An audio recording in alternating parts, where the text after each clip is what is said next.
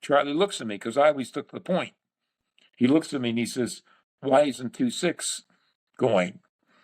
And I say, "Because everybody's going to be killed." And Charlie turns to the captain and says, "If he's not going, I'm not going." Okay. Now then he gets my platoon sergeant. He says, "Okay, you take him." He says, 2-6, Bandito Charlie 2-6 doesn't go. I'm not going. Now nobody's going. Now they're yelling at the captain to get going. So I And grab the who's phone. yelling at the captain to get going? Who's yelling at the captain to get going? Patron 6. Patron 6 was either the battalion command. He was in charge of it. Patron 6 was the name. I'll But never forget through that's his radio code name. and through radio, Excuse me? he's saying this. Is this through radio or in person? They're yelling to get going. Radio. Okay, Gotcha. radio. Okay. He's not down here. He's directing the operation from somewhere else, and they're yelling to him to go. So I grab the phone. They say Patron 6 wants you to go, and I yell, "Fuck Patron 6." Okay. Now I find out later at the communication thing where everybody is, guys come up to me and say, "Holy shit! When you said that, the place you could hear a pin drop." Because there was all this motion, and this is a big battle, and there's boats and the dead bodies, and helicopters are coming in to get people, and all the stuff's going on, and this is our little part of it here.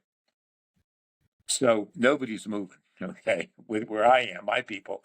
Now we hear, I think it was A company, either A or B company, on the phone, because remember, we can talk to each other and hear everybody. And this guy's on, and he says, we're getting surrounded. The guys, we got so many dead, we got so many wounded. I can't. It's Captain Orth, who was about 6'3" or 4", 260 pounds. He had tried out for the Chicago Bears and hurt his knee and didn't make it.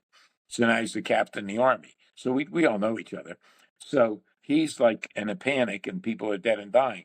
So I get on his thing and I go, "I'm on your talk. This is Charlie Bandito 2-6.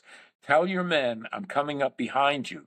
Don't shoot at me. Okay, it's us that's coming up behind you because everybody's in a panic. And if they think they're getting surrounded, they're going to start shooting." So he says, "Okay." So we leave where we are. I take my men, only my platoon.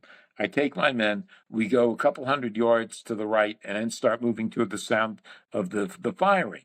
And as we're walking, bullets are flying over our head, which you can hear is zip, zip. You can see them. And Yeah. so we we we hook up, and I tell them, "Okay, I got your men here. Pull through us. Bring everybody you can through us. Okay, we're here. We're establishing a little bit of a safe zone. Our guys are so they couldn't attack us. We had machine guns set up and everything else. So, Orth, I see Orth show up. He's got one guy under each arm that are wounded. Okay, Gee. he's a big, strong guy, and he's carrying these two guys that are wounded through. And as we get him through and things stabilize, he comes up to me with like almost tears in his eyes, and he said, "I never thought we were going to make it out of there." And I said, Gee. "Okay, you made it." Now, right after that, I'm standing next to Sergeant Rackentine. He's not my sergeant, but he's one of the other guys, and he says the same thing. He said, now he took his teeth out.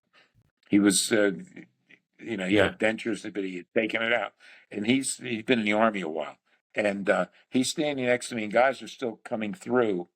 And as they're coming through, and he's looking at me and says, again, that was the worst. I didn't think we'd make it through this one. As he does this, one of the guys walking trips, falls forward, he had his gun, he had his hand on the trigger thing, and he pulls the trigger as he's falling, and it goes, and it hits Rackentine, who was standing 6 inches from me, and down goes Rackentine. And by the time he hit the ground, he's dead. Okay. Jeez. And the other guy is now in shock. So I grab one of the other guys. I say, "Just hold on to this guy." Okay. And then we had a few other guys in shock. One guy's walking, and I said, "Where are you going?" He doesn't answer me. He's just walking. So I grab a hold of him, and I grab another soldier, and I say, "Stay with this guy. He's in shock. If you leave him alone, he keep walking right to the VC." He was out on his feet.